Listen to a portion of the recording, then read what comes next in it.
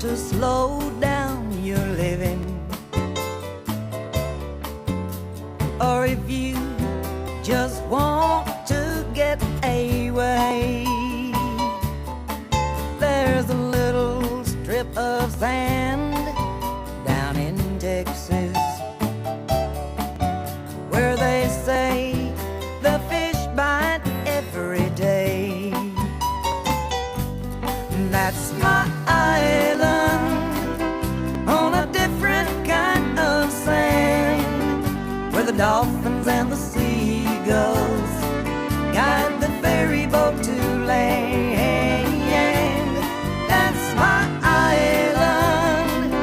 Once you've been there, then you'll know you'll never want to leave her. My island in the Gulf of Mexico.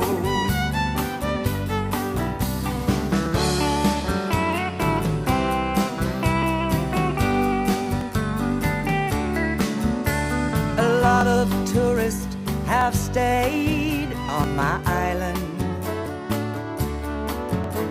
It doesn't take long to get sand in your veins, 'cause there's just something about Port Aransas that will make a total stranger claim. Now everybody sing, that's my island on a different kind of sand, where the dolphins and the seagulls guide the ferry boat to land. That's my island. Once you've been there, then you'll know you'll never want to leave her. My island in the Gulf of Mexico. I can't hear you. That's my island on a different kind of sand, where the dolphins and the seagulls guide the ferry boat to land. That's my island. Once you've been there, then you'll know you'll never want to leave her.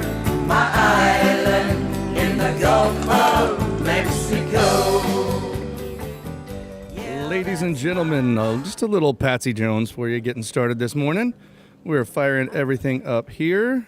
Welcome to Island Moon Live on YouTube and on Facebook. I think we got friends watching everywhere. Tyler Thorson, we've got Al Areola, Dale Rankin, and Creston Cook. That's correct. Okay, we got quite the crew joining us today. We've got a pretty windy day, so I'm going to try and modulate these mics as close as we can, so you got to eat the mic. But let's get all this fired up, man. There's a lot to get to. Issue 1140 of the Island Moon is now out online at islandmoon.com, so just join us there. And welcome to everybody watching. We'll go ahead and dive in, yeah. We explored the future of the Corpus Christi Army Depot in this issue of the Moon. That's our topic for today. One of the things that jumped out at me, there's a lot to unpack in this story. This has been kind of going on for a while, and I didn't really understand it until I spoke to you this week and got to the bottom of it. So let's start at the beginning. The Army Depot began in 1961 as a RADMAC, I believe. Correct. But the current situation that we have there now kind of traces back to Solomon Ortiz and the 50-50 rule that he put in place. Exactly. When did that happen, and what was it? That was in the early 80s. Congressman Ortiz was very influential to implement the 50-50 rule, which provides that the Army send 50% of its repair workload of all their equipment to a depot and 50% to private industry. So the idea was that in wartime, the private side couldn't raise the prices. Yeah, when you go to war, you need the equipment very fast. You need it turned around very fast. By having the organic capability of a depot, and there's 23 of them in the United States repairing their respective different systems. The Corpus Christi Army Depot is the only one for aviation components. But, when you need the equipment fast, That's what a depot's there for. You don't have to wait on signing a contract. They're prepared to do the work immediately. So each of the other 22 does a specific task? They have other areas, electronics, tanks, automotive stuff, all across the country. And this is not only just Army; it's all services, Air Force, Okay. Marines. So the Air Force and the Army they don't have their own depots. It's all done, the Air Force and the other services, they all do it through here. Air Force has their own depot capability to do some repairs as well. The Corpus Christi Army Depot's main focus is the Army aviation components. Okay. Everything on helicopters. Okay. I think that might be a good seg to the efforts for the 26 NDAA regarding all branches of government maybe being able to work on, all branches of defense being able to be worked on here, right? Yes, we really feel that the Army Depot in Corpus Christi is prepared and they have the capacity to do repairs on helicopters across all services, and they have done that in the past. They've done Pavehawk helicopters for the Air Force, Seahawk, which is a Black Hawk variant also for the Navy, and right now they are starting to do a few of those repairs for the Coast Guard on their Black Hawk variant helicopters. So I'm looking at the numbers. The 5,900 employees at CCAD in 2011, 4,980 in 2015, 3,191 in 2021, and now we're at the crucial point where if nothing happens by the end of the year, we're looking at 1,000 employees. Yes. Why is the number dropping? The number's dropping because the Army Depot operates on a working capital fund basis, which means they don't receive direct funding from the federal government. They can only have enough employees for the work that they have on the books. And that workload is dwindling now. And a lot of it is going away because, we're not at wartime. But also the helicopter orders from the Army have dropped significantly over the past 2 years. And when new helicopter orders drop, the manufacturers of those helicopters, they want to keep their employees, Right. Employed as well. Right. So they're really working hard to get that repair workload, which, should be going to the depot. Brings us back to the 50-50 rule. Exactly. And the 50-50 rule right now by law is 50% by service. And that's one thing that Congressman Cloud is working to change in the Defense Authorization Act, is to do 50% by installation. So, yes, the Army might do 50% of their overall, the tanks, equipment, shelters, everything Right. like that. But the aviation side, which is very, very expensive to maintain, the majority of that work is not being done at the Army Depot. So right now, how many active employees are there? Right now, at last account, there were 2,078 civilians at the Army Depot. So we're looking at, by the end of the year, what they're trying to do, if I understand, correct me if I'm wrong, the push from the local, the city, and the people that went to D.C. recently is to tweak the 50-50 rule to keep the other, around 1,000 employees, I guess. Well, we don't want the depot to drop to 1,000 employees because they're at a point right now, if they lose any more employees, they'll lose the capability to do all the type of repairs needed to do on a helicopter. The Army Depot has the ability to take a helicopter, even a severely damaged one, and turn it out like new. But once you drop below a certain number, you lose capabilities in certain areas, certain types of repairs, and once they're lost, they're very hard to get back. So they're stripping it down to the frame when it comes in? Sometimes helicopters are stripped down to the actual frame, and that frame is repaired. The depot repairs the engines, the transmissions, the components, all parts of the skins on the airframe, everything. They paint it, everything, you name it, yeah. Wow. So I guess when in the Gulf Wars they were busy. Very busy, and that's why you see those numbers around near 6,000 employees back then. Right. So it's as we move through how long does it take to do a helicopter? When it comes in the door till it goes back out? Helicopter overhaul will vary depending on the condition of the helicopter coming in. If it's severely damaged or crash damaged, it can take years because you have to get the parts back together. You might have to buy new engines, new transmissions. But generally it's about a year to turn a helicopter around. Wow. And I was looking at the salaries, $60,000 to $70,000 typical salary over there. The in that average neighborhood? salary at the depot with benefits is $100,000. 100,000. So these are good jobs. Very good job. They're good jobs. These are civilians that live here, buy cars here, shop at HEB. They are just part of our community, and a lot of people just about everybody in Corpus Christi knows somebody that's Right. a depot employee, a family, a neighbor, a friend, and even the mayor's father. He Yeah. worked at the Army depot. Yeah, Really? That's a Yeah, nice story too. The kids go to school here and everything. Yes. It's a big community. There's also, speaking of the school, Yeah. there still is a program what's the deal with that deal, right? So it's at Flower Bluff. They just passed a bond to expand that program, but it was to pursue jobs at CCAD. So I don't know. Yes. I don't know what the future of that will be. When did this problem first start to surface? When did it become obvious that something was going wrong? Well, if you look back probably 3 years ago, you started to see the decrease in helicopter inventory and the increase in other elements outside of Corpus Christi gunning for the workload that should go to the depot, and it's getting worse and worse. So there was, if I remember the numbers, at the height there was about 400 helicopters going through there a year. Now there's about 100. Is that right? Yeah, that's about right. There's less than 100 now. Really? Man, that's a big cutback. There was so many for a while there. I remember when Bob was in the Coast Guard, the depot would use the Coast Guard hangar to store extra things that they were working on that they couldn't fit in their own hangar.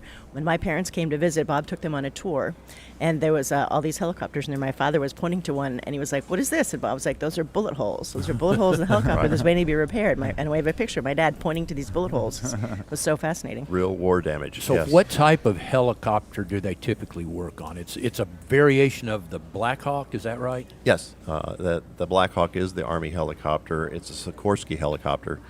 But they also do work on Chinooks, the CH-47, the big, double-bladed helicopter.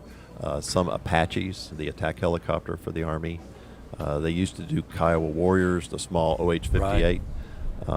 Most any variant. And there's what do they do to them? How do they alter when they come in? Is there a different? Are they all pretty much the same? Oh no, every helicopter is different. So when they come in, it gets a total evaluation, and then an estimate is done on what it takes to repair that, the time frame, the cost, the supply chain repair parts are starting to be ordered. Okay. It's a big process. So I assume from my limited experience with television news helicopters, it's based on number of service hours. Yes. You have to eventually, you just have come in, replace the blades, whatever it is.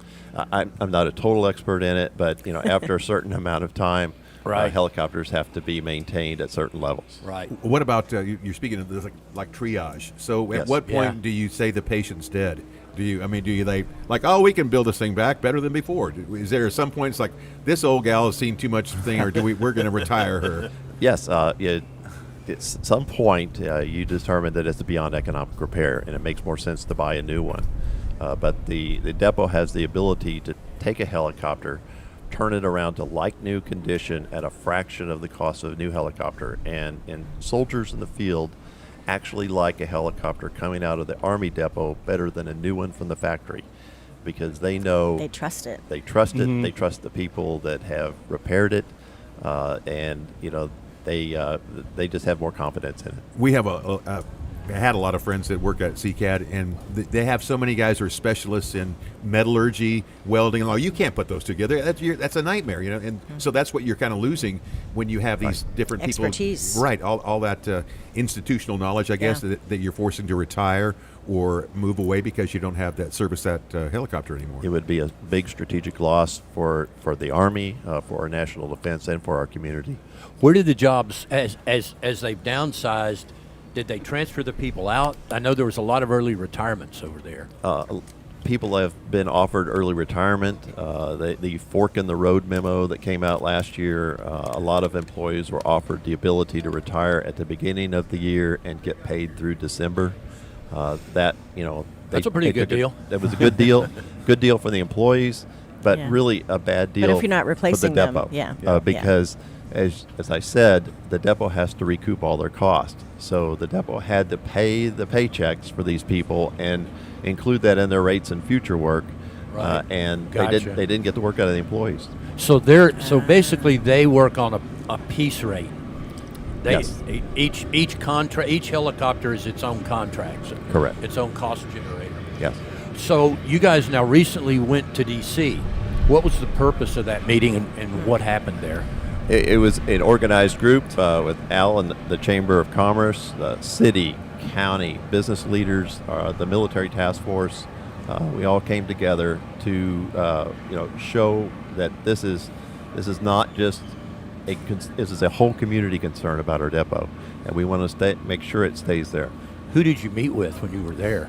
Al, do you want to go through? Oh, well, you were there. Yeah. I mean, Okay. so Jenny, Yeah. we sent Jenny Cross, our VP of advocacy, but yes, Crescent nailed the delegation. But I mean, effectively too, it's not just tackling the Hill, but it's also visits to the Pentagon Right. and those type of leadership meetings. But Crescent can articulate some of those. But I do think it is especially important to acknowledge some of the work that has been done by our congressional delegation.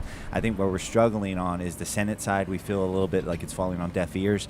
And so I think that's been kind of our call to action is reach out to Senator Cruz, Right. Senator Cornyn. Obviously on the Senate side, they're incredibly busy too, but Congressman Cloud, and now with the shifting of the district, now Right. Vicente Gonzalez is Right. kind of going to be our representative We're as kind well. of between representatives right now. Right. And so we're lucky that we have two people very loud about this issue, and let's see where it goes. So we're going to need that help. And what is the ask? You're asking for a change in the military bill that goes through each year?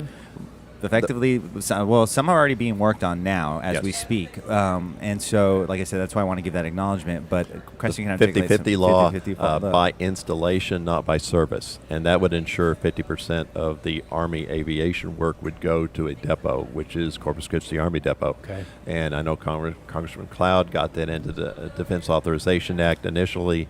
I don't think it made it through Senate. And so we're trying to... What was the holdup in the Senate? Do we know?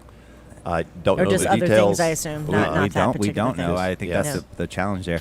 And I think if we look at the military holistically and what's happened in South Texas with base realignments and closures, they don't use that word anymore. It's not being used. Right. But it is kind of happening almost like death by a thousand cuts. Yeah. But what you are seeing as far as the federal government and the way they want to deploy the military, they don't want to be landlords anymore either. And so they are looking for communities that will have a lot of those kind of amenities that their employees, civilian side, and also obviously on the military side that they can enjoy within their community. So in San Antonio, as an example, they've had a lot of closures, right? And the sky Yes. was falling at some point for them.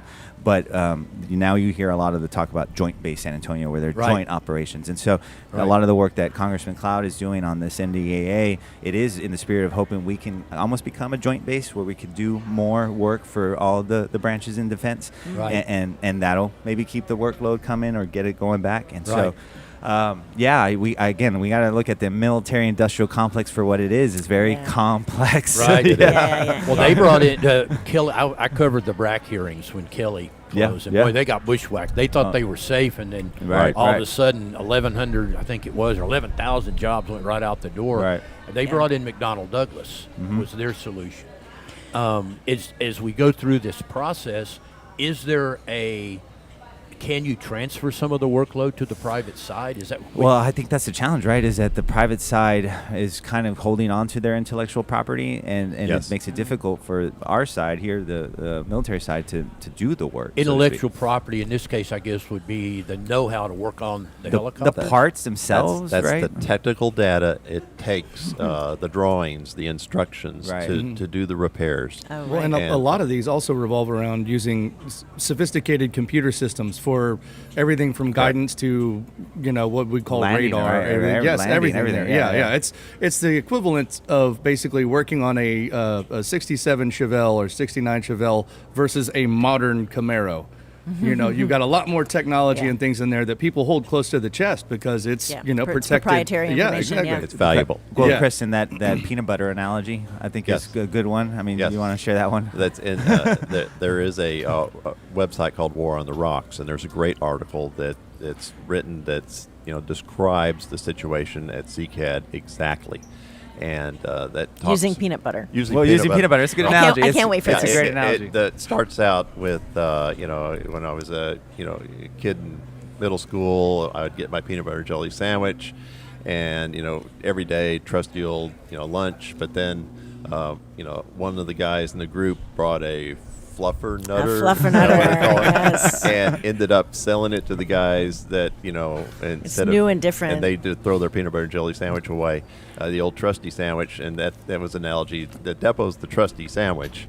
Right. But kind of the new shiny thing would be maybe the original manufacturer saying, "Oh, we can do this repair cheaper and better." Do it in-house. And it's Well, I it could looks- see where that would be an incentive for them. They're looking to keep their cash flow up. Of course. Can't blame 'em. As Can't their blame 'em. sales side is They want to falling keep out. their stockholders happy. They want to hold on to the technical data that describes the repairs. There are many things in manufacturers to DoD equipment that they hold on to intellectual property Right. and the repair instructions that does not allow anybody else to do that. And so one of the things we're fighting for is called right to repair. And it makes sense if we as taxpayers fund defense equipment, we should be able to repair it also. Right. And Right. but that costs money. I don't blame the manufacturers for holding on to it. Yeah. But we're losing a major element of our community in the depot if they don't have that ability. So our military budget is astronomical, one of the biggest in the world, and it's not getting any smaller. So if they're not funding this, where's the money going instead?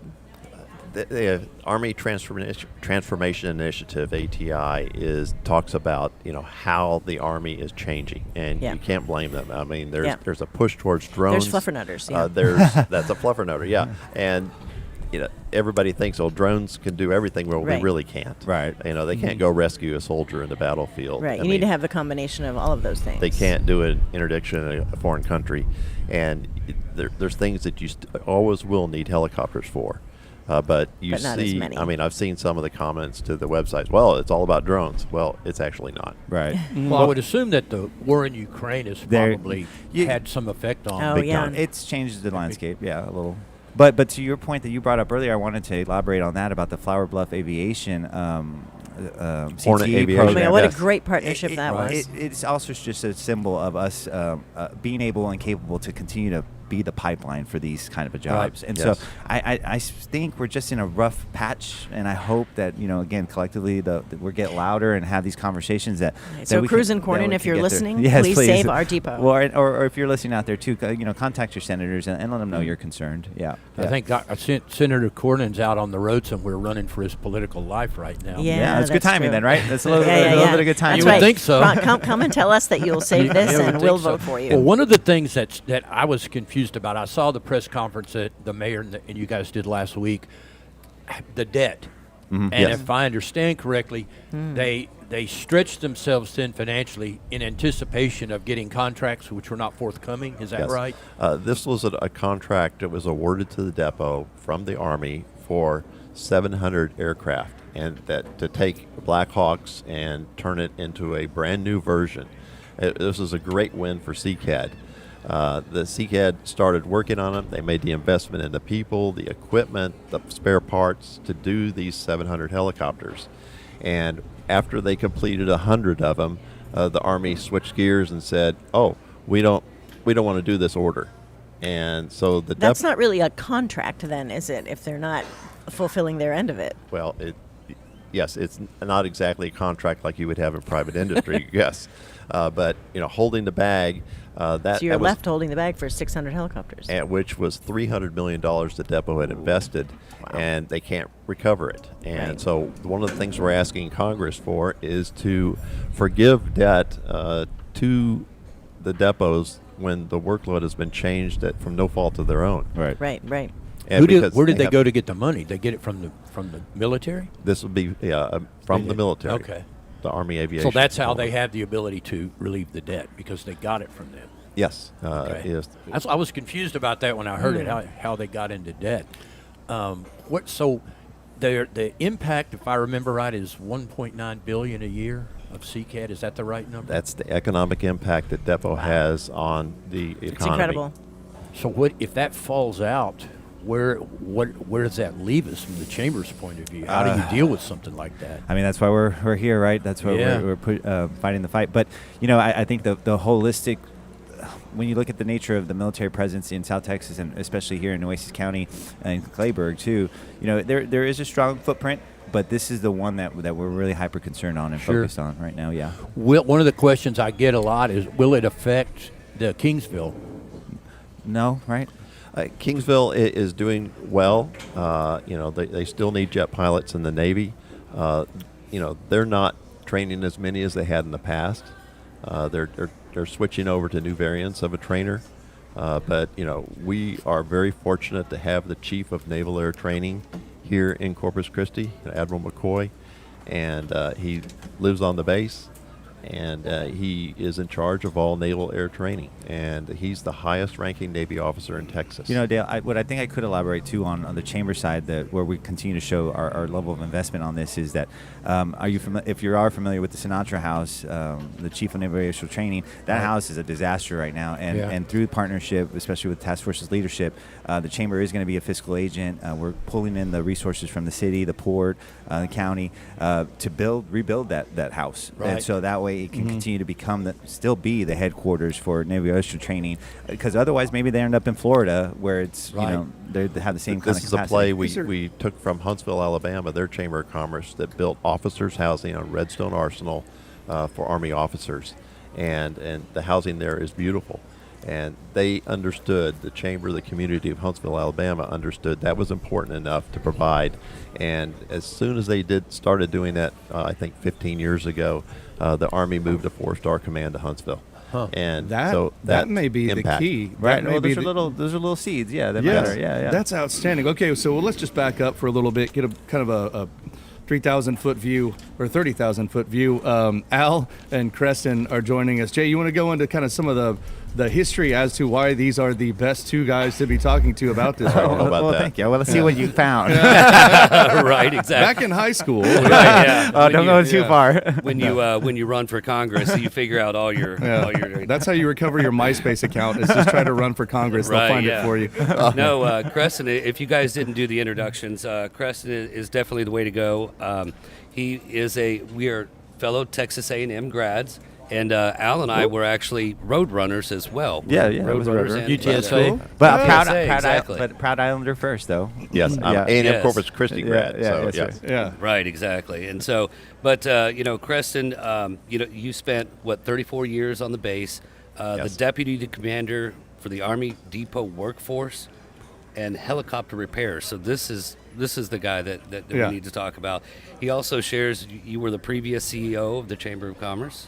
Well, just interim for a very short amount of time. Okay. Well, at Hey, least you did really get to- well. You get to Still check counts. that box Yeah. exactly. So, the executive director of South Texas Military Task Force. I mean, come on. Thank you for Well, your thanks for time. having me. Thank you for your time and efforts into this. I mean, CCAT is a very important part of this community, and Yes. I know that I just got in here, but I know you guys have said that 4 or 5 times. Well, I know so. it's been around. It started in '61 when I was a kid in Portland. We called them submarine killers. They were slow-moving airplanes, and they would test fly them over Portland all the time. It was a RADMAC, and at some point the name changed, I guess. Correct. And so now, when we're talking about the Military Authorization Act, when will that be voted on in D.C.? Do we know? The Authorization Act is voted on every year. But what time in the year? right. It will come up for a vote. Let's see, the 27 Act would come up towards the end of this year. Okay. 2026 is already gone. And there's important parts of that. But what we want to stress is, the time to, address CCAD's issues are now. We cannot wait for an Right. Authorization Act Right. 27. It could be too late. If we go anyone down- hears that going by, it's not a helicopter. It's a nice- it's a tugboat Well, pushing a barge. All our friends watching on YouTube Live can actually see the barge right on the right side of the It's screen. integrity. Yes. Yeah. So I assume it goes through a hearing process in D.C. It goes to committee, various committees. Yes, I mean Al might even know better how the sausage is made in D.C. than I do, but it's quite a deal.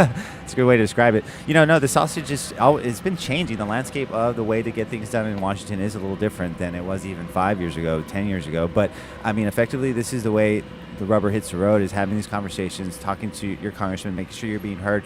And, again, we're lucky that 2 of our congressmen are very much hearing us and helping deliver the message. It's the Senate side that we got to just get it over that hurdle, and then it gets to the president, and I imagine he'd be happy to sign. And so, Did it get to a floor vote last year? I don't think so, right? Not on the Senate So side. it came out of committee in the House and never got to a floor vote? Not on the Senate side, I think. Senate side. Senate So side. it got to a floor vote in the House and Right, passed. yes, sir. So looking at why it matters, one of the things that you highlighted were jobs. Yes. And with the inescapable rise of trade jobs that we're getting because of falling college attendance and just people going straight into trade schools out of high school or being in programs that lead you to that. I think we're in a very strategic place to say, look, we can put jobs here. Heck yeah. But what is that going to take? What does that look like? Like I said, I think the Flower Bluff aviation program is a shining example of that. Del Mar has a program too. Del Mar. Yeah. Well, Del Mar. I mean, we can go on and on about Del Mar and their way they supply the pipeline for Yes. industry, Yeah. for the military. Their CTE programs, their hands-on certification programs are AMP they're license unmatched. for They're aviation, yes. Yeah, they're unmatched in the state. I mean, they're top dogs. No, What's and that's great. Flower Bluff kids are actually building airplanes, and that is a Yeah, I mean, really come great on. program in between Flower Bluff ISD Yes. and Well, CCAD. look, I'll give you an example, and I think you were going to maybe talk about my time in San Antonio when I was working at a chamber. Same thing. right. Same thing. We kind of built out a program where they worked on go karts, and it kind of sent a symbolic message to the manufacturers like Toyota that we are capable to continue to feed your workforce pipeline. And so Absolutely. what the Flower Bluff is doing, I hope and another school ends up doing as well. Right. And then moreover, maybe we can create some kind of synergy, competition, something that you're seeing wings over Texas for these little Right. kids that are building some pretty incredible things. Well, Yeah. when the CCAD was up and running at full capacity, how many jobs would they typically fill in a given year? What was it back in the heyday? It was what 6,000, but I mean, 6,000 What's employees. the turnover? Is We're it probably hiring 100 to 200 a month because Really? you'd have the attrition, people retire, and you need to fill back. You need to get them trained back up. That's how it works. so? When- They're getting full federal benefits, retirement, and all that sort of thing. Yes. As they go through. It's a very good job in the community, and people know that. Got a question for the Flower Bluff kids. That was it just by chance they built an airplane instead of a helicopter, or they're Yeah, scared of somebody trying to fly it, or what was the deal with that? I'm sure. It's I don't know it's that a they're special program called Tango Flight. You might have been at the rollout Yes. that they did last week. Superintendent Steinbrook. He's great. I just got off the phone with him. And yeah. Linda Medley over there had Yeah. a vision that, hey, how about our kids doing something in aviation? And they found this program. There's a few other high schools in Texas that build these aircraft. They put it together, and it was done with the help of Corpus Christi Army Depot volunteers, in their own time, going over, working with the students, being mentors, and now the aircraft is complete. Yeah. I think it's a That's wonderful program because there's so Yes. many talented people in. I would say right now that I bet the folks in Flower Bluff could come up with the parts for an airplane without the help. Right, exactly. Well, when you're at fully, what's the mix of job descriptions over there? How many mechanics do you have, and how many sheet metal workers, and so on? Do you know what the breakdown The is? depot has just about every category of engineering that's required. They have, chemists, electricians, just about any kind of occupation, goes together to build a helicopter. It's not just the mechanics and that put it together, but it takes a real team of experts. So that, as I understand it, the Air Force is increasing the number of helicopters they're going to build. From what I've heard, the Air Force is buying 1,000 helicopters. Okay, which kind? So Hey. it all comes down to that sexy Black Hawk. Everybody Right. knows the Black Hawk, right? And But- I've heard it's the Black Hawk version. Okay. So, and that these helicopters are being manufactured, and one of the things we're pushing is to get the depot authorized to be a depot for all services. And the Coast Guard's seeing that, and they're sending a few of them to CCAD. CCAD has repaired Air Force helicopters in the past. They have that ability. And frankly, the more workload they get, the better value to the taxpayer they can be, and they can turn them around quicker. Scale it up. Efficiency. Yeah, well, it's all Efficiency and about scale. having a There you good look, and if you're worried about your business having a good look, you need to reach out to Ted at Impact Marketing. They're down off of 423 Schatzel nice Street plug. downtown, 887-9300. They do screen printing, they do embroidery, they do all this. kinds. Yes, exactly. Just like this. They do custom hats. They've got the Richardson trucker caps, the Peterbilt of the trucker cap. They can do everything. They've got all kinds of cool different technology. They can do everything from decks of cards to amazing little trinkets, things that you need to hand out for Barefoot Mardi Gras, which is coming up. And it may not be too late, so go reach out to Ted at Impact Marketing. There are friends that are downtown. Again, 423 Schatzel Street, 887-9300, or reach out to them at impactmarketingcc.com. Tyler Thorson, Jay Gardner, Creston Cook, Dale Rankin, Al Ariola. My name is Jacob Boggs. We are glad you are joining us on Island Moon Live. We're having a lot of fun out here at Dock Steaks and Seafood, and really getting into the hard truths that we're facing at CCAD. And what do we know is coming up in the short term? What's inevitable right now, and then what do we hope to change? Well, what we hope to change is you get forgiveness for the debt that the depot took on that they weren't responsible for, so they can be competitive in the future. And we hope to get other services helicopters repaired at the depot. If the Air Force is buying them, why not make CCAD their depot? Navy has a lot of helicopters as well. The other thing, we hope to get the 50-50 rule enforced by installation, not by service. So for the people that are just showing up again, walk us through the 50-50 rule real quick. The 50-50 rule was actually written by Congressman Solomon Ortiz way back in the 80s. And that provides that 50% of depot repair work across all services for helicopters, tanks, whatever, gets done at an Army or a Air Force or a Navy installation.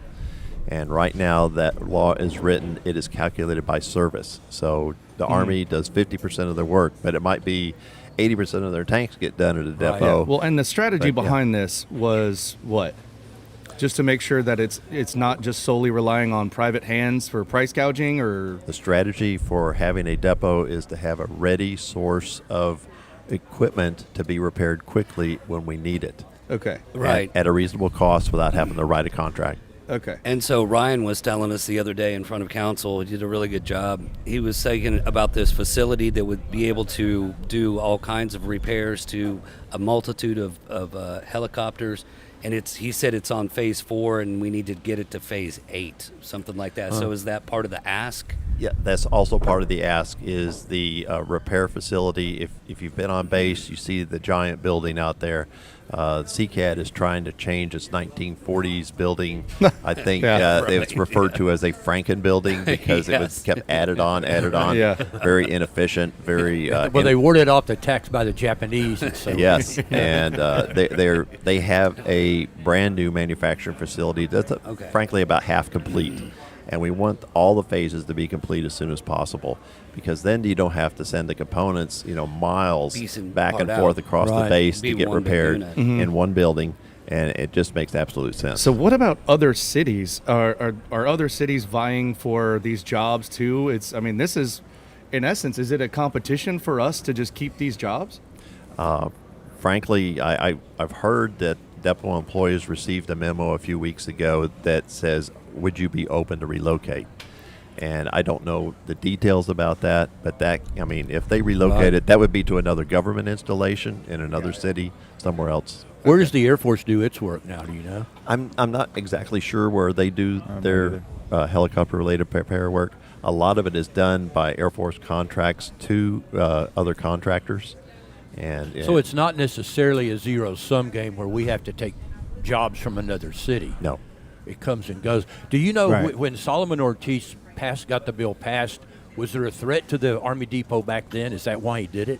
Yes, that was the early days of base closures and the worry After about Vietnam, that. I guess. Yes, and we've always been worried about BRAC, but if you look at the decrease in numbers, in essence, we've already had a BRAC at the depot. Yeah. It just not by name. Well, that's one of the things you mentioned, that BRAC doesn't really exist anymore. I covered that when Kelly was going through that all the way through, and there was a long series of public hearings. Oh, yeah. In fact, they had one here in Right. Corpus at the old American Right. Bank Center. Yeah, yeah. Well, I'm sure a bunch of our other friends out listening too will remember the base closure in Ingleside. Yes. And that Oh, yeah. was, I mean, it's a huge, long process. Yeah. So, but, I mean, but the- this one seems to have happened.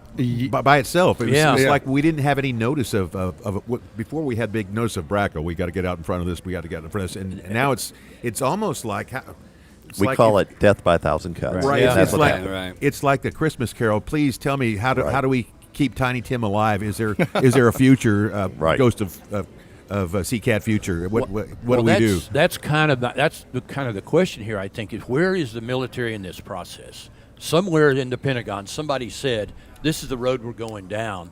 Correct. When did that start, and how far along that path are we? Well, and I think that's why it's important to articulate why we went to D.C. and had those meetings in the Pentagon is to ask those very questions, right, Christian? Exactly. Yeah, You know, yeah. we are, the Army is changing its emphasis, and it's away from aviation, and that's just what's happening. That's the reality of the world today.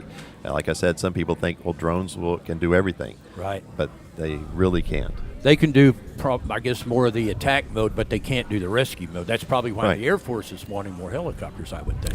There's a good They're reason. going to picking up pilots and moving gear around. So at this point, we're at the stage where we're getting ready to go through the hearing process in D.C. Is that right?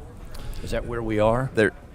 There's different bills being proposed, and of course, they start, usually in House of Representatives, then they head to the Senate, and They go through- We have but to they have go- everybody. Well, they go through a committee process in the House. Yes.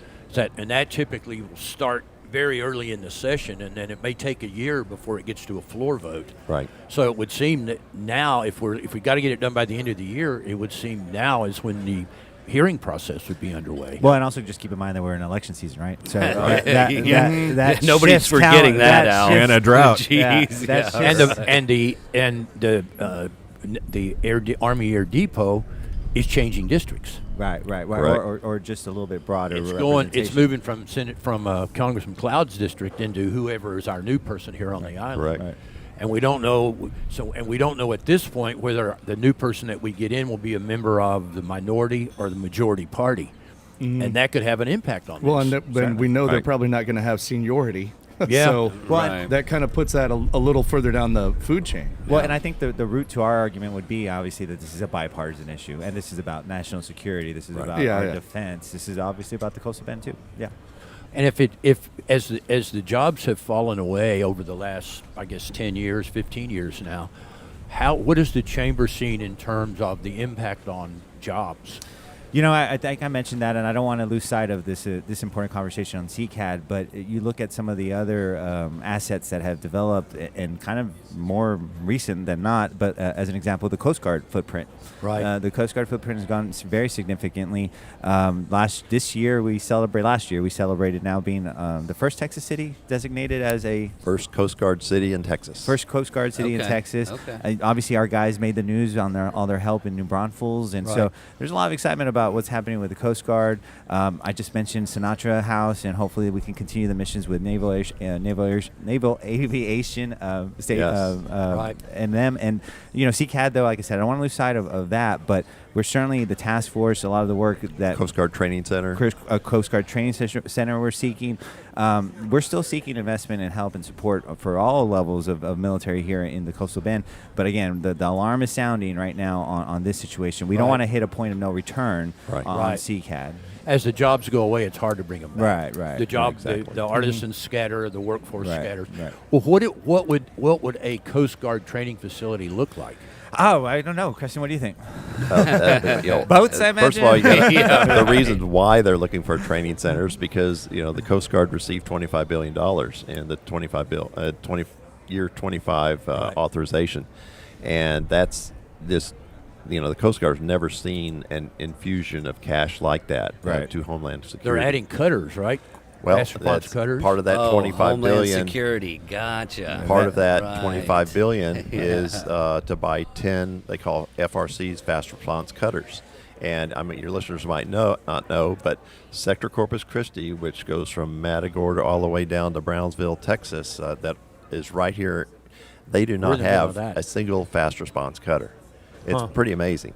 And when they need one, and they do need one to, protect, illegal fishing, drug interdiction, many different operations. Right. They have to borrow one from Houston or Florida.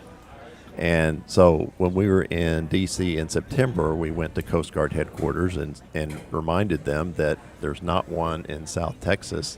I've talked to Coast Guard folks here in Corpus Christi. Do you need one? They said absolutely. And so the Coast Guard headquarters they ask us to provide more data on why it's needed in South Texas. Right. We provided that data, and the latest I've heard is we're going to get a fast response cutter. Outstanding, and we definitely need one out of South Padre with all the pangans Yes. that are The fishing barcas, down there. yeah. Yes. You would think that would be where they would put the first one. I know. I'm surprised. I Well, thought no, they hey, had one. No, I yeah. don't. We made the case first. That's why. Okay. all right. part of the pushback is when you home port a fast response cutter, it has to have personnel supporting it. You have to provide housing for them, food, Right, the mechanics there, the machine shops, things like that. Right. And we checked, and the Port of Corpus Christi does have space available for this, to be home ported right here in Corpus Christi, and potentially one in Brownsville, because they used to have one in Brownsville. Right. But it's beyond economic repair. And Okay. so Oh. they need one desperately, or two. Gotcha. Well, when you brought up the port, I think it's important to share them as a military asset too. Great partner. Yeah, and what they've done effectively, even right now in the landscape of war across the globe too. Yeah. Yes. The Port of Corpus Christi is essential for our national defense. As if you might notice, every once in a while, there's a whole lot of Army equipment that's Staging area. in the ballpark Yeah. in Hooksfield when they're not in season. And that is equipment going in and out through the Port of Corpus Christi because they're a strategic port of embarkation. And the 3-star general in the Army was here 2 weeks ago, to see how that operation's working. That's how we used to fake. You prepare for hey, are we going to war? I don't know. There was a lot of stuff going on. There was a lot of Humvees That's the way over Kelly there. used to be. Yeah. When you would Right. you go, we used to do live shots at the end of the runway out there because that's where the rail came in, and they'd have tank. You'd see the tanks start Yeah. to come in. Oh, Right. there's a war coming Show somewhere. strength. Show strength. So if the Coast Guard cutter came here, would it be at the port or would it be at the base, or is it too early to know? I have no idea, but the thing is that we have the space and we have the ability to welcome them here, and we hope that they continue to do that. They're building 10 new ones. Yeah. So we would think that 1 or 2 should be here in South Texas. There's one of them is named after a guy from Corpus I saw, one of the cutters. I forget his name. It was somebody that was stationed Oh, how here. cool! Not aware of that. That's a story to tell. Yeah. I forget his name, but he was some kind of a Coast Guard hero somewhere back in the past. It was a big deal back about 5 or 6 years ago. Very Oh, cool. good. Thought it Awesome. was Thomas J. Henry. Oh God, he paid for the name on there, right? This is Tyler. So at this Nice. point, when will you guys head back to D.C.? Do you know? Probably sooner than later. Sooner than later, but the chamber is organizing a delegation trip also. I think we're right now eyeballing late May, early June. Ideally, who would you talk to, short of the president? I mean, so when we go as a business delegation, we typically just hit the Hill. We let the task force and their We go to the expertise. Pentagon. They go to the Pentagon. They know how to speak the language a little bit better than some of our business leaders. But that's important. That we're the sum of all our parts. We're attacking the Pentagon. We're attacking the Hill, and everybody's getting out the message, the same message of why these jobs are important. So the city of Corpus Christi passed a resolution the other day Yes, in sir. support of this. And we're very grateful to the Okay. city council for that too. Yes. What else kind of grassroots can we do locally? We're doing it right now. I thank you guys for inviting us. I thank you guys for helping advance the conversation. I thank you for that article. I think some people are saying, "Oh, wow, that's happening," and yeah, That's kind of where I've been, Yeah. and it's been a little intimidating because, Right. as you said, there's no BRAC process. Right. You go to a BRAC hearing, you it's get all the right there. information, right? And right. you get the community involved very quickly Right. because it's in the. Everybody's been so distracted by elections and water. well, This has gone right. by the wayside. for right, way right, too right, right. long. No, there's a lot on the table, right? Yeah. And I think even Flower Bluff School Board has a resolution very similar to the Okay, cities, good. Okay. and it's going to be presented. Superintendent Steinberg in said, March. Yeah, that's their and, next meeting. and that's Yeah. I know. that we appreciate other organizations and school districts, Okay. being behind us and being behind our community. I started making calls over to through the PR office at the base and also at CCAD probably a year ago, and I got static. Well, nobody wanted well, to talk no, about no, it. to- Everybody ran for cover. Well, to be fair to that, on our press conference Gotta be. where we did this, they called us and said, "Hey, why are you doing this?" And I think Right. that they want to play it as safe as they can because they still have to answer to the higher up and Right. some superiors. They're in their own cyclone They're over- a little silo bit, over and they there. got to be cautious I've been in those shoes before, Yeah. and sometimes there's things you can and cannot say in public. right. Right. And it's almost like you're saying something by even your presence or absence, and so Right. we're trying our best to obviously protect them, keep them safe, keep them insulated, but we'll do our part to make sure that the message is heard. How much, if any, would changes at CCAD affect the naval base? They're two separate entities. Right. They're two, but the Army Depot is the biggest tenant on the base, and if you lose the biggest tenant on the base, then it's hard for them to share the bills across the remaining tenants, and you don't want to lose your biggest tenant because Right. as your a landlord, Well, your unit costs would go up. absolutely. Well, and then you go back to that joint base approach that you see the federal government's taking. We were already ahead of that curve. Why don't we just keep it going? When did this first pop up on the chamber radar? Well, it's been, At least 2 years yeah, ago. it's been, yeah. And who raised the issue? We've been organically keeping up with what we know, and like I said, some of those conversations were hard to have at that time, and we were almost speculating maybe we're headed back in the right direction. Again, we've had great congressional leadership helping navigate these conversations, but no, when we obviously have seen the churn now, it's important we get a little louder. And look, don't think we're not ruffling feathers by Sure. doing this too. That's Yeah. absolutely what's Right. happening. But it is important that we advance these conversations. Well, you've gone past the point now to where you just deal with the Pentagon. It's become political. You need a House bill. So It's all political, yeah. Yeah. And where I think we're all frustrated that I don't see the politics. It's not something you can tangibly say, oh, this party doesn't like this party doesn't like that, or Right. this personality isn't like this personality isn't like that. It's getting on deaf ears for whatever reason on the Senate side. And so again, hopefully right now, election time is certainly a good time to hit one of them. That Yeah. he's listening pretty Right. good right now. Right. And so I think, again, I would encourage the audience, contact your senator and let them know, hey, we're concerned about jobs at CCAD. It may be different ears come March 4th. Right. Or they're fair enough, right? Right. Yeah, right. But what I saw with BRAC when I was watching the process evolve with Kelly, they were up against 5 bases. Right. And the military came out with a set of criteria. Yeah. 1 through 10 Right, for right. 5 categories. And they gave the base, I think it was 3 years, to move up the list. They had 5 bases. They were going to cut 3. You didn't want to be one of the last 2, so you had 3 years to try to get your act together. Right. I don't see that here. This Well, looks you like- nailed that. Yeah. You nailed that. Yeah. It's almost like the process inverted itself on us. And so when the BRAC days, you remember the community would even campaign. You see T-shirts. You see Right. it all. Like Yeah. we were ready for Some what could or masking, could yeah. not be coming. Right. Now it's the other way around. It's like, oh wait, that's happening. Oh, let's figure out how we're going to message Right. this. Oh, now let's buy a bumper sticker. We're doing it the other way versus during the BRAC days, the information was a little more forthcoming, and we Right. can kind of plan around that. The first thing that I heard was when they shifted the helicopters for the Army to the Osprey variants or whatever was built in Fort Worth. Correct. And I thought, well, okay, I understand that part, but I didn't get this other part where they're just totally reducing it to, 1,000 people. They had a BRAC hearing here in the late 80s, I want to say, for Kelly, and they packed the American Bank Center. I bet. Everybody Right. wearing a blue shirt. I bet. Why they had it in Corpus, I never quite understood, but they did. And that was when people, it was basically a cheering contest between the 5 cities. Yeah, That's what it came Right. down to. Right. And everyone thought if you kill, and it was the base in Oklahoma City and I think Dover, Delaware. Right. And everyone, and they were making the argument, well, you're going to kill jobs. And the response from the Pentagon was, we're not really a jobs program. We're a readiness program. And back to our point, this Yeah. is exactly what CCAT is. It's a readiness program. Right. Right. Right. My phone won't shut up. Dale's just falling apart over here. He's just waking up. It's all of the people calling in wanting to get a question in probably.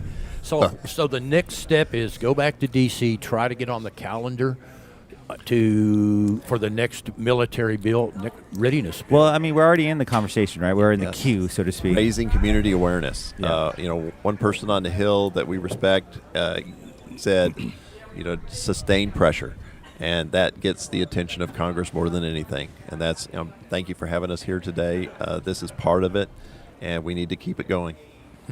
What about, are you getting, this is a regional issue, I would assume. I mean, I would argue, military, Right. San Antonio likes to call itself Military City, USA. Right. In a lot of ways, we're the military county of the state, too, with all these assets that we have. And then you look at the footprint, comparatively speaking, of jobs and employment, and compare that to the size and population of San Antonio. It's comparable here, right? Sure. And so Right. it's a very important anchor, and it's something that the task force in many fronts continues to fight. We're grateful for the partnership not only with the city, but at the state level with the governor's office has helped through DAG grants invest in stuff on base. So your state government is investing stuff that your federal government should be spending on. And city government. Yeah, and city Great. government. Okay. And so, I mean, there's a lot of people genuinely working hard to keep this asset here in the coastal Yes. Belt. So Yeah. something that Ted Mendel and I were talking about earlier is, okay, we know this is going on with CCAD, and we're all worried about that and putting our attention on that. Is there any cause for worry about NAS Corpus or Kingsville? If you were an NAS Corpus Christi 10 years ago, 20 years ago, and you take a look at it today, it's a skeleton of a base that it used to be. Really? And we're concerned about that. There's no galley, there's no housing for unaccompanied sailors or the Coast Guard people there. The child care center is, they can only handle under 200 kids, and the waiting list is there. Those are things that we're fighting for also. They used to have a beautiful auditorium where we used to do the winging ceremonies. Now we do them in the Catalina Club in Right. the corner. And, yeah. actually, the military, if they have an all-hands meeting, has to borrow Flower Bluff's auditorium to have a Right. meeting with all, Yeah. all Wow. their military at Yeah. once. So that's happened slowly. Oh, Yes, yeah. Oh, yeah. slowly. And basically, like the Chief of Naval Air Training's house, Hurricane Harvey eventually made it so it was uninhabitable. They tore it down. If you go there right now, there's a big gray stone marker said there used to be a fancy house here. Right, yeah. And the Navy says we can't afford to build one. That's where our community came together, port, city, Kingsville even pitched in. Kingsville Yeah. threw in some money Yeah. to build this house because they know it's important enough, and it's a good investment, just like Huntsville, Alabama did for our community. Well, they fly drug interdiction flights out of here all the way down into the Caribbean. They do. I don't know how many planes they have over there, but I see them flying out of there all the time. They have Homeland AWACS, Security yeah. here. Yes. Flying out across the Gulf. What's the what can your average listener do to help? Contact your representatives in Washington. Contact our Texas governor's office. He has a lot of pull in Washington also. Our local reps, and pass the word on to your friends and neighbors that, essentially we've already had a BRAC and we've lost, so we can't lose anymore. What if, assuming that a worst case scenario and we lose the jobs, what's the chamber's vision to fill the gap? I think I articulated some of that. Is that you're seeing some of the assets like the Coast Guard continue to enhance. Right. We're seeking or we're working towards trying to become the headquarters for that. But again, shoot for the moon, and you might land on a star. We might get the secondary location if we're in For part the of those training conversations. What about some sort of a joint base? Is that an option? I argued. possibility. I think that's what we already are. We just need to tell that story a little bit better. There's a lot of advantages for Corpus Christi for air training. We have a lot of open airspace. We have good weather days. That's the reason we have air training here in the Right. first place. We don't mind the noise. Look, we hear it right now. Yeah.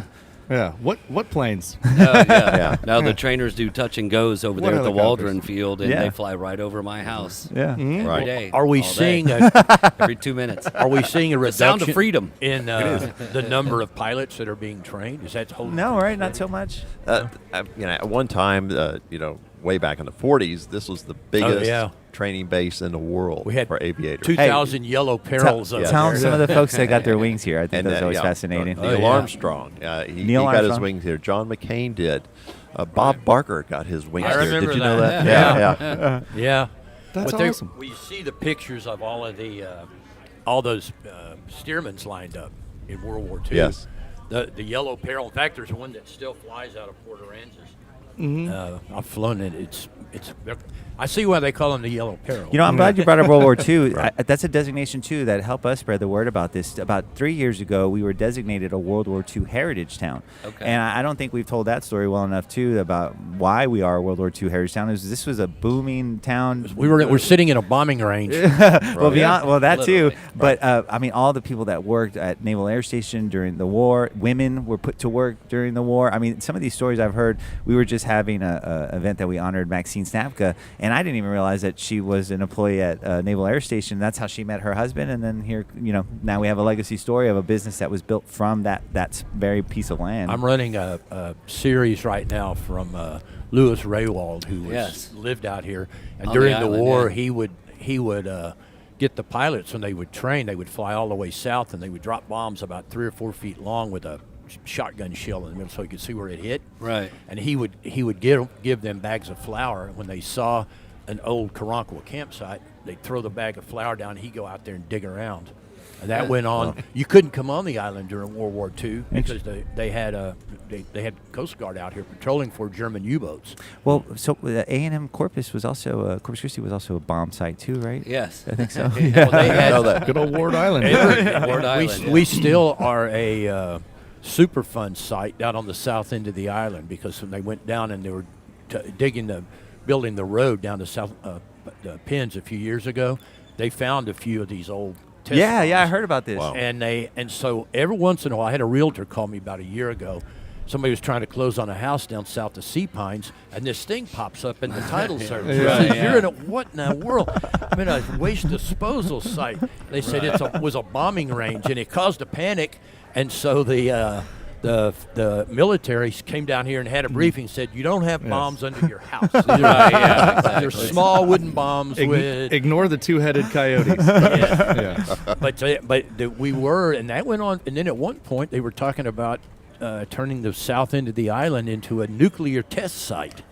Oh, which- wow. well, Well, I- I'm yeah. glad that didn't happen. Huh? No, and Or Vieques, they were going to replace It was Vieques us, with that. right. With they had it all like, well, we'll just do it part of the year, then we'll go right through the land cut, Right. into Kingsville, and it was like, wow, that sounds like not a good idea. that legacy goes You know, and all I the way imagine it was a back. Chamber of Commerce back then that said, hey, that's not a good idea. Yeah, right. Please don't.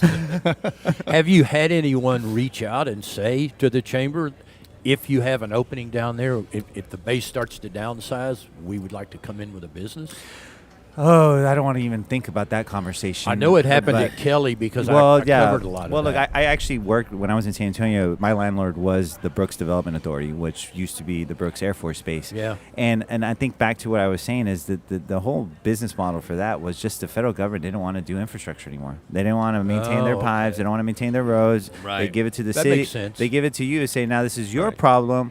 Figure it out. And that's why the city's doing the lift station on the base right now. Right. It's being designed by Jay. But so there you go. And so in Brooks as an example, it's okay, here's your problem. And so what they did, and I don't, time will tell if this is a good business model, but it's basically now you lease the land and or they give you the incentives and they give you the land. A lot of it's foreign investors. A lot of them are maybe jobs that aren't at the same pay level that we're talking about CCAD pay level. Right. And so you got to start recognizing what you could be substituting for the other. And I would prefer our current situation than Sure. to even speculate what we would have to do on that. Well, but Brooks, where they trained all the flight surgeons, Right, for right. years, and they But- had the but like I said- centrifuges over there and everything. But like I said, the tone of it is here's your problem now, and I don't think we want that. Yeah. We're like, oh, here now we have a true problem. Right. If we reach that point, what's the city's role? I think they're been at the table. You, like I mentioned, the council filed that resolution saying that hey, let's step this up. Let's get this out to the community. Yeah, effectively, we don't know what we don't know, right? And so the people don't know what they don't know, and right now we just need to let them know what's going on. What happens in the next 2 to 3 months? What's the next? What's immediate? Well, I'll tell you, short-term step? March 4th, the primary. Right. After that, That's when you want to get to DC Yeah, on the 5th, right? right? Right, Well, and yeah. That's again back to timing. Is the nature of the beast is we are shooting at moving targets, so to speak, and so we are thinking May, June. Last year we were there in the fall. I mean, so it's not very necessarily the same, but we try to take it one step at a time. one foot How at a time. much would the equation change based on the majority party in the House? Well, like I said, it's not the House side that's the problem. We're dealing with a Senate that maybe is just too caught up in current what's going on across the country currently. There's obviously some challenges that we're dealing with. I don't want to even say the words, but in the middle of the country, there's some challenges that, Right. that I think the entire Senate is more mindful of than our situation here in South Texas. But if it may or may not have a party swing in the House, but I would think that would have some effect based on who we end up electing and which party they're in. Back to our current situation, we don't know what we don't know, and right now we got cut into new maps. And that was maybe with the idea that lended itself to a party. Right. Does it? Will it? Who knows? And so, we got to let it play out. I think that is effectively why you do have both sides of the coin, the Democrats and the Republicans, listening to us right now. Is Right. that this Right. is a good thing to fight for. So being in nobody's going to fight anybody for saying we support the military. Right? Sure. Right, yeah. So being in an election season could work in our benefit. Right. Absolutely. Absolutely. Heck yeah. We should capitalize that as much as we can.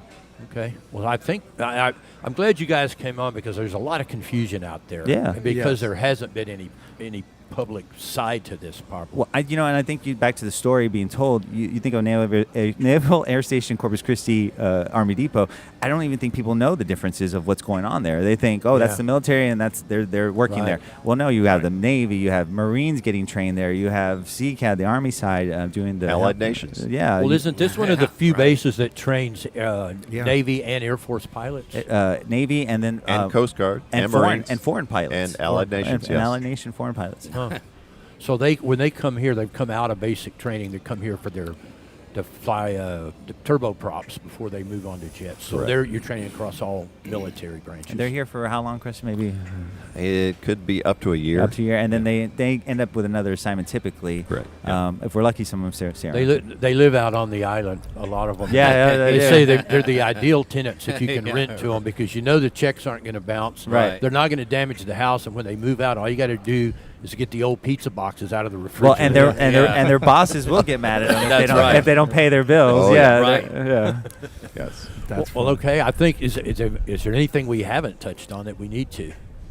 I think there is some good news. I think I saw a release from the depot that they got the first composite blade repaired at the Army depot, and that was Okay. one of those things that they Right. did not have the intellectual protocol or property to do. And I don't know much about the program. I just saw that yesterday, but that gives me some hope that they can repair composite helicopter blades that they haven't been able to do in the past, and that's with Sikorsky helicopters. That's one Nice. of That's good. Okay, and that's that big cage out there on the base. If you haven't seen That's it. the last When part that- of the repair is the dynamic balancing. Yeah. When Yeah. that thing gets fired up, everybody knows. It's loud, yeah. That's where they keep King Kong in there. Yeah. Well, Creston Cook, Al Ariola, thank you guys so much for joining us. Thank y'all. Thank you. I think we've had a pretty comprehensive conversation on what's going on at CCAD, and I really appreciate you guys coming out to kind of inform people. We need to as get you back in a month or so as things progress. Because Right. as you can imagine, March this is a 5th. hot topic Well, where yeah. we're sitting. right Yeah. now. Well, and have us on for the fun stuff too. We like to have fun. Too. All right. Sure. Well, I tell you, next time you go to D.C. would be a good time to come Okay, back yeah. and see where we are. Be great. What else the chamber got going on that we need to know about? Oh man, it's been a year. What's that now? Oh yeah, actually yeah. Thank you, Debbie. She keeps up with our website, UnitedCorpusChristi.org. Yes, next week we're happy to have an update about Bob Hall Pier. We're having Commissioner Chesney and Judge Scott. They're going to be joining our luncheon. Again, check out our website, UnitedCorpusChristi.org, to get registered in that. We're excited to hear the update on Bob Hall Pier. I'm excited to get my fishing pole out there Next too. Tuesday. Yeah, let's That- get this the- going. You won't be the first fisherman. They've already. I know, I'm a little worried pirates about have that. already found their way out there. A friend of mine just got shown the door a couple of days ago. He was out there fishing. Oh, really? They jumped the gun a little bit, I think. That ceremony is at 10 o'clock, I believe, next Tuesday. Next So, Tuesday, so right? no 24th. soft openings for Bob Hall. No, yeah. Well, I guess it had one already, huh? And it's going to be free to the public for a while, so it'll be a bit of a Well, madhouse. The fees are a little reasonable too. I'm looking forward to them. Well, I know. I actually welcome the fees, so that way, yeah. Well, there's- less people a little bit.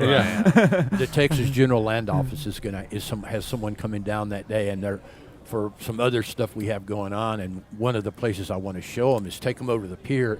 Say we don't have a parking lot here because you guys won't let us put it back. Right. After we Back tore to it out. advocacy, yeah. You got to tell those stories. This is what we need. It's like the same thing there that I'm sure you're dealing with in the Pentagon is everybody's in their silo, Yeah, and you have to try to get them to communicate. that's a big, a lot of people that they have to communicate through, and so yeah, absolutely. Well, all right. Well, thank you guys for being here. Yeah, Thank you. appreciate Thank you. it. Thank you for having us. Excellent. And Excellent. we have to thank Ryan for turning you guys on to us. Yeah, Yes, yeah. definitely. Thanks. Shout out Ryan. Thank you. It's always great hearing the truth about what's really going on and getting the full story behind things. It's fantastic, man. And I got to tell you, on the way over here, I was looking at my old truck and I was like, man, I just Yeah. Speaking maybe it's time for something new. Retiring. You know, you want to get into a new 4x4, get that new diesel. If you need fleet vehicles or something, you need to reach out to our buddy Frank at Discount Motor Company. Here over there, 6601 SPID, right between Turner's and the movie theater. And you can go to discountmotorcompany.com. They have a list of active inventory and all kinds of great stuff. Frank wants to buy your car. He'll pay $500 more than CarMax. Go see Frank the Bank at Discount Motor Company. They've got all kinds of lifted pickups, 4x4s, and I mean just a huge variety of vehicles. And don't go sit there and talk to someone at the big box store. Go to Frank. He's the one who will actually do the deal. And that way you don't have to sit there and wait on the guy to go to 6 managers and talk to all these people. He's an old friend of the show, and we appreciate him. Go see Frank at Discount Motor Company. That is Frank the Bank. All right, we're going to keep going with this. If you want to tune into a bunch of the stuff we're talking about and kind of follow along, you can just go to Island Moon Live.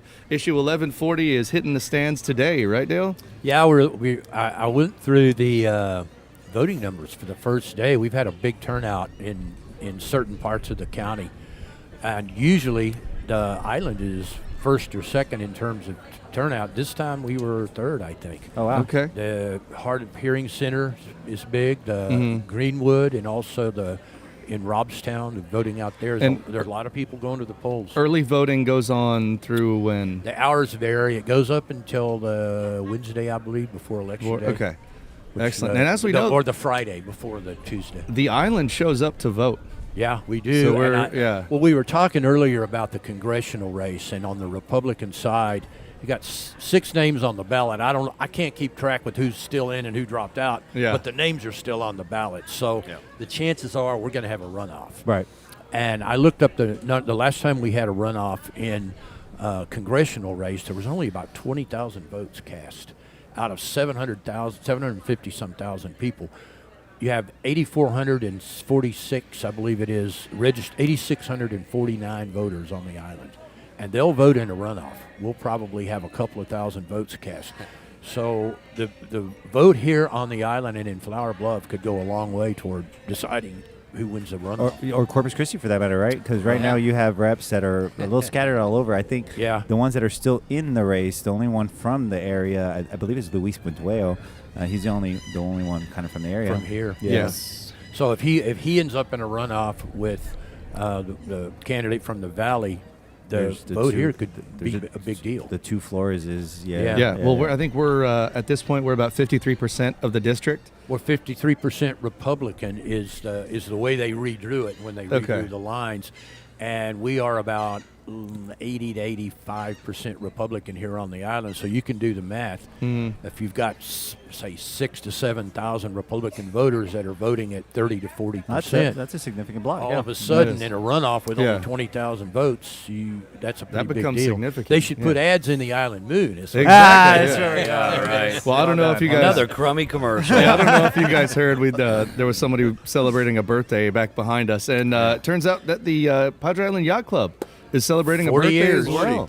Yeah. I'm gonna do a thing next week on a full review. I didn't have time to get to it this week, but it started out as just a bunch of guys with boats, sort of having parties on their boats, and then they moved over to Anchor Resort in I guess it would be in 86, 40 years, and they moved to Anchor Resort, and then in 93 they moved to the yacht club where they are now over at the end of Whitecap, on land owned actually by the city water department. And we just signed a new lease. I'm a member there, and it's turned into they do La Posada, and they hosted it for many years, but now they're a big host of it. They store the toys there, and the yacht club they're very active. They're they have 400 members, I think. How do you become a member? Well, I don't know. You don't have to have a yacht these days. No. Do you have to Yes, live on go the island? Are you rushed? No, you don't have to live on the island because there's some people that Thank that you, are Thank you, sir. sir. May I have another? Vouch. They have to vouch for you. I would say that you essentially have to not anger any of the current members. Yeah. Well, Joe Gazen was asking me if I was a member, and I said he said not yet, but we'll see. Yeah, you got a yacht club pledge pin on you right Yeah, here. I know. It depends on how good you are at bartending. I Yeah. understand. Well, I became a member when I got involved with the dog park, which is right next door, and that's how I ended up being a member. And so I'm at the dog park a couple of days a week, even though I don't have a dog, but I park Right. at the yacht club and jump the fence because it's quicker. Yeah. But yeah, it's 40 years, and it's been a few of the people who were original members are still around. Not very many, but there's a few. That's awesome. And we need to get a couple of them on maybe next week. Yeah, there you go. They're having the ceremony, the celebration this Saturday, so we have them a couple of days to come around and recover it. Yeah. Well, also should have been in the Isle of Moon, but things happened pretty quick. Before I got to get out of here, thank you guys. Over here next to the causeway, there's a couple of barges that are loaded up with rocks. What they're going to do is they're going to take those over to Turn Island. It's an island in Laguna on the north side of the causeway, right about where the turn is. TERN. TERN, exactly. And put the rocks around it, just like we did down at Triangle Tree. So 6 miles south of the causeway, there's a Triangle Tree Island. We put a bunch of rocks around it. It's to protect the bird nesting islands that are all melting. And on the way in, Dale, this will get you excited. On the way in to the show today, I saw them doing boring holes. They're doing geotech over there in Muddle and Puddle. Really? Yes. So they're Wow. actually doing the core samples to They're going to figure drain out all the compaction. water out from under the mud. I know. hole. yeah. Exactly. Well, they need a bigger hole than that. So that tells me that they're at least at 75% design for the plans to get underneath Wow. there and do the paving. So Well, the tour. there's progress. Yay! on Muddle ISAC and Puddle. ISAC had that as their priority for the bonds, and they took it off because they found out the bonds were already passed. We had 2.1 in there, so it's Who like, knew? okay, let's do that. So So at one point I heard a May 1 start date for construction, but I don't know if that's still the case or not. that can be, yeah. But it would sure be it's something we've been chasing this white whale since before Al Gore invented the internet. It was 2018? yeah. Oh, When yeah, it was it's funded? before that. Yeah, it was way Bond before that. 2018. Yeah. Yes. I think the Exactly. first time I encountered it was 2004 when I started working on the Packery project Yeah. over there. And then when you guys did the work to put the bulkheads in, right? We did, yeah. Jeff Edmonds and I did the original bulkheads for the boat ramps and that breakwater on the north side that was letting the water come up into the parking lot. Well, I need to go get a picture. I was going through 15 years ago in the Island Moon, and I found a picture from 2011 with about a foot of water in that parking lot over there. Yeah. Just like it has I been know. lately. I know. Oh, the think, good old "Man, We days." should pave that one of these days. One And of so these here we days, are yeah. still having a conversation. Right. I'll go get a picture of them doing the boring so that maybe it'll goose them along so they don't Yeah. No, doesn't it's get awesome. lost in the sauce. No, thanks, guys. I got to run, but appreciate your time. But yeah, Outstanding. We're going to keep running from this. The We Island are- Moon. We are live Thank you. from Doc's Seafood and Steaks, right here at the base of the beautiful JFK Causeway. It's a nice little hazy day, It a little is. cloudy, but it's still beautiful. I drove to Kingsville this morning, and there's a little fog over there. Yeah? They had a crew working on the top of a wind turbine, and you could barely see the top of it. Oh, wow. It was these tall cranes, and they went up into the fog, and you couldn't really tell what they were doing up there.